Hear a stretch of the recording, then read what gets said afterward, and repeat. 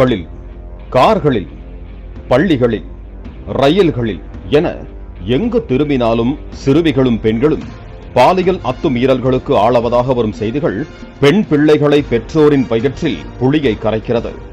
பல சம்பவங்களின் அடிப்படையில் பெண் பிள்ளைகளின் பாதுகாப்புக்கு கிடைத்த பயனுள்ள டிப்ஸுகளை இப்போது பார்க்கலாம். வீட்டில் பாதுகாப்பை உறுதிப்படுத்துவது எப்படி? குழந்தைகளையோ பெண்களையோ தனியாக வீட்டில் விட்டு செல்லும் போது கவனம். புதிய வீட்டுக் கதவின் சாவியை மாற்றலாம், ரகசிய கேமராக்கள் இருக்கின்றனவா என உறுதிப்படுத்தலாம். எட்டி பார்த்த பின்பு திறக்கும் வகையிலான லென்ஸை கதவில் பொருத்துதல் நலம். நீங்களோ உங்கள் பக்கத்து வீட்டுக்கார பெண்ணோ தனியாக இருப்பதை யாரிடமும் தவறி கூட உளறிவிடக்கூடாது. வீட்டில் ரிப்பேருக்கு என யாராவது வந்திருப்பதாக கூறினால் அவர்களது ஐடி கார்டை காட்டச் சொல்லி அந்த அலுவலகத்தை அழைத்து உறுதி செய்தல் நலம். இரவில் ஏதேனும் அறையில் விளக்கு எரிவதை உறுதி செய்ய வேண்டும். சாலையில் பாதுகாப்பு எப்படி சாத்தியம்? புதர், வெளிச்சமில்லாத இடம், கைவிடப்பட்ட பகுதி என குறுக்கு வழியில் வீட்டை அடைவதை தவிர்த்து வெளிச்சம், ஜன நடமாட்டம் இருக்கும் பாதையில் செல்வது நல்லது. முன்பின் தெரியாதவரோ ஓரளவு தெரிந்தவரோ நான் டிராப் செய்கிறேன் என கூறினால் நம்பி உடன் செல்வதை தவிர்ப்பது நல்லது. தனியாக செல்கையில் காதில் ஹெட்போன் போட்டபடி நடக்கக்கூடாது. வாகனத்திலோ நடந்தோ பின்தொடர்பவர்களை சப்தம் மூலம் அடையாளம் காணலாம். வெளியே சென்று திரும்பும் போது யாராவது பின்தொடர்வதை உணர்ந்தால் வீட்டுச் சாவியை கையில் தயாராக வைத்துக் கொள்ள வேண்டும். வீட்டை அடைந்ததும் தாமதிக்காமல் உள்ளே சென்று கதவை பூட்டி காவல்துறைக்கும் தகவல் தர வேண்டும். காரில் பாதுகாப்பு எப்படி சாத்தியம்?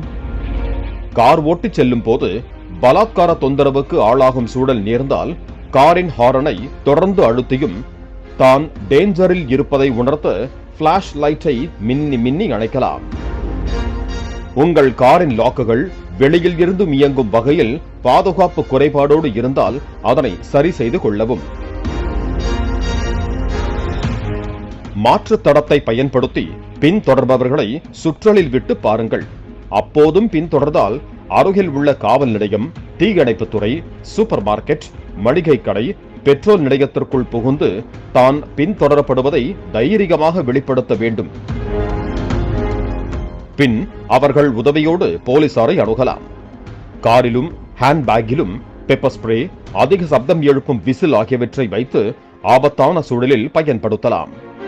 அவை இல்லாத போது கையில் கிடைக்கும் ஸ்ப்ரே பாட்டில், சாவி, சீப்பு கொண்டு கூட எதிராளியை தாக்கலாம்.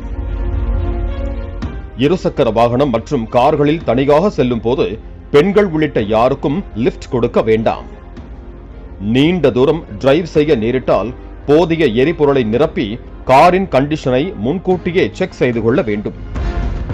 பார்க்கிங் லாட், செக்யூரிட்டி போன்ற இடங்களில் சாவியை கொடுத்துவிட்டு செல்ல வேண்டாம். கார் கதவு முன்கூட்டியே திறந்திருந்தால் அதற்குள் யாராவது பதுங்கி இருக்கிறார்களா என பார்த்துவிட்டு ஏறுவது நலம். செல்லும் வழியில் வண்டி நின்றுவிட்டது என யாரேனும் உதவி கோரினால் நிறுத்தாமல் சென்று விடுங்கள். அருகில் உள்ள பெட்ரோல் பங்கிலோ ஒர்க் ஷாப்பிலோ தெரிவிக்கலாம். அல்லது சந்தேகம் இருந்தால் காவல்துறையில் பாதி வழியில் ஒரு வண்டி நின்று கொண்டிருப்பது பற்றி தகவல் தெரிவித்து விடலாம். உங்கள் கார் ரிப்பேர் ஆனாலும் காரை விட்டு இறங்க வேண்டாம். நீட் ஹெல்ப் என எழுதி காரின் பின்புற கண்ணாடியில் ஒட்டலாம். யாராவது உதவ முன் வந்தாலும் காரின் ஜன்னல் கதவுகளை பேசுவது கேட்கும் அளவுக்கு மட்டும் திறந்து உதவி கோரலாம். முன்பின் தெரியாதவர்களுடன் வண்டியில் ஏறி உடன் செல்ல வேண்டாம்.